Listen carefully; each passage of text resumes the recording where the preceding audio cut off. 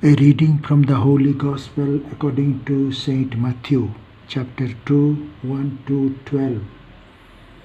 In the time of King Herod, after Jesus was born in Bethlehem of Judea, wise men from the east came to Jerusalem, asking, "Where is the child who has been born, King of the Jews?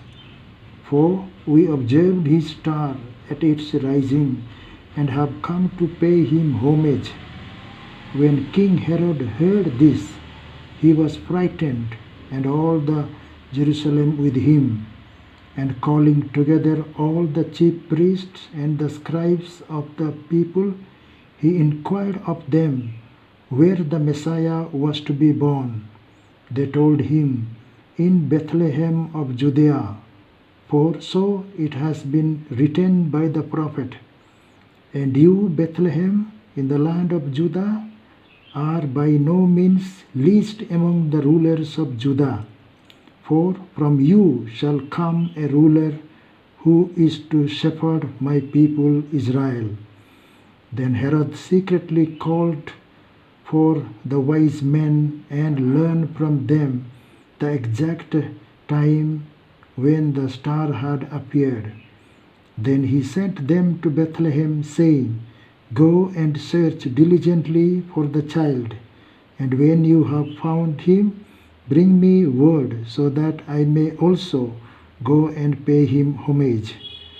When they had heard the king, they set out, and there ahead of them went the star that they had seen at its rising, until it stopped over the place where the child was. When they saw that the star had stopped, they were overwhelmed with joy. On entering the house, they saw the child with Mary, his mother, and they knelt down and paid him homage. Then, opening their treasure chests, they offered him gifts of gold, frankincense, and myrrh. And having been warned in a dream not to return to Herod, they left for their own country by another road. The Gospel of the Lord. Dear friends, January 6th, or the Sunday between the baptism and the Epiphany, or after the Holy Family, we celebrate this feast of Epiphany. So, though on January 6th or on the Sunday we celebrate.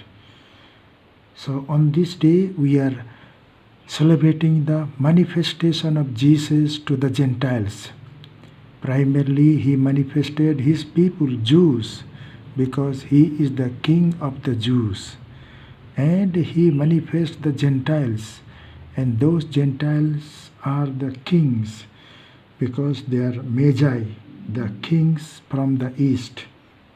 They are also known as Melchior from Persia, Caspar from Ethiopia, and Balthazar from Arab or Africa. So those are the three kings, the names. Because of the gifts they brought, the gold, frankincense, and myrrh. Gold symbolizing the kingship, and frankincense symbolizing the divinity, and the myrrh symbolizing the mortality and sacrifice of Jesus. So Jesus is becoming immortal.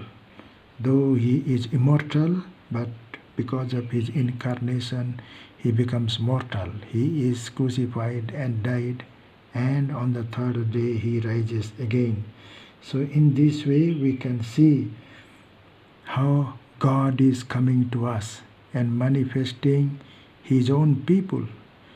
That's why he is known as the King of the Jews. And also when the other kings come and pay homage to him, so in that way he becomes the King of the kings. So Jesus is the King of the kings. The so many kings on earth we have, but he is the king. So he is the emperor. So he is the Caesar or Tsar. In that way we call him the King of the Kings.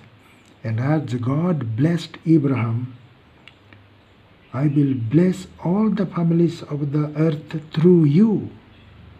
Genesis 12:3. In the similar way, God is blessing all the families through Jesus, because he is born. He is from the Holy Family of Jesus, Mary and Joseph, the family from Bethlehem. After that, this will become the family of Nazareth.